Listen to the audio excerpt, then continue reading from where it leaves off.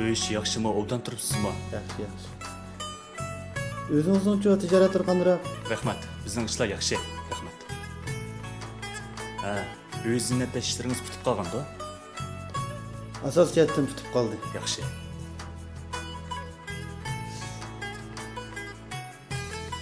Do'kondagi gilamlarning hammaligidek ep ketgandingiz.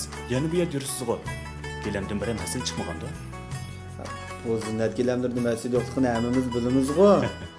Lekin qarang aka, o'sha uyni bezash jarayonida bir narsam kamdaklan bo'lib qolib, faqatdan bir topolmay yurmay qarang. Qani, choylar. Uka, cho'nglar bordi. Dadam kichkim tugab ketib qolibdi-ku. Opam bor. Opangiz siz bilan birga turamdi ya.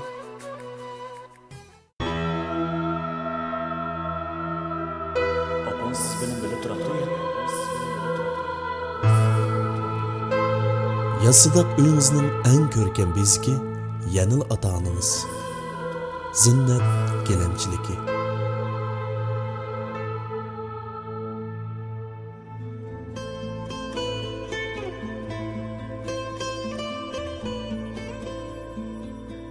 Apam bek aldirash telefonni qo'yibdi-mi?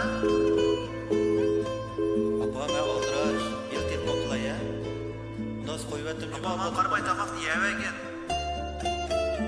Apam borma dedim-ku, faqat vaqt chiqaram oladi-mi? Apam. Tamoqni yeyavagin-a.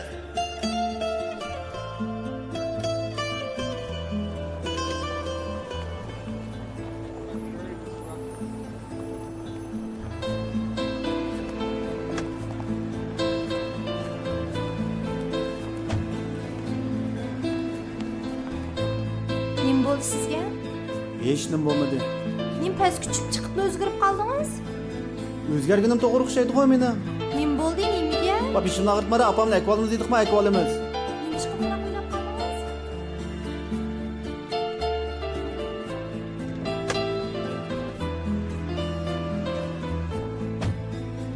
O'g'lim nima ish o'yinchiqni tashlab ketsa? O'yinchiqni tashlamdi? O'yinchiqning opus qayerga ketibdi-ku? Shuni tashlayapti.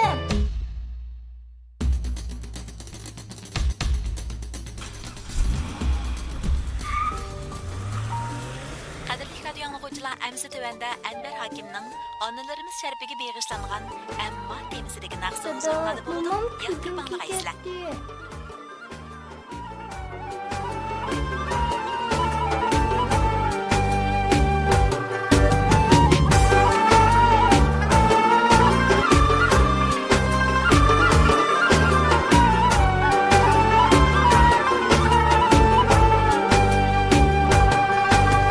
Yoğan hoylanı maqtaysan, körünmeydu anan emme. Yoğan hoylanı maqtaysan, körünmeydu anan emme. Anan yok hoylığa asla yaraşmaptı varan emme. Anan yok hoyluğa asla yaraşmaptı varan emme.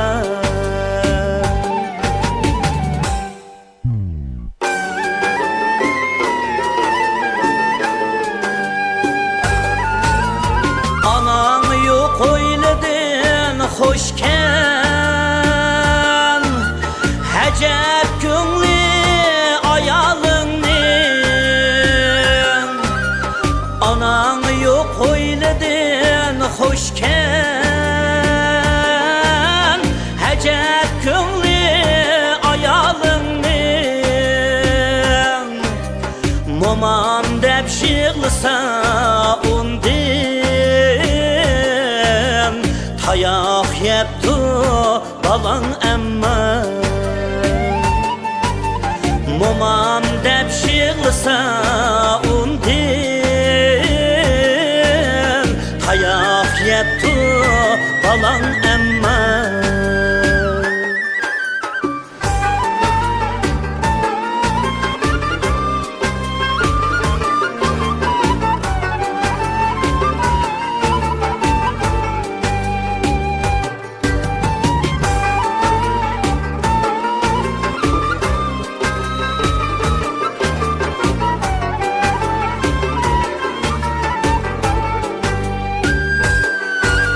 Yayak keldi, yayak ketdi. Seni her görgisi gelse ananı sürmeysun diye. Balan düşken çanan emma ana dep bağırga baskan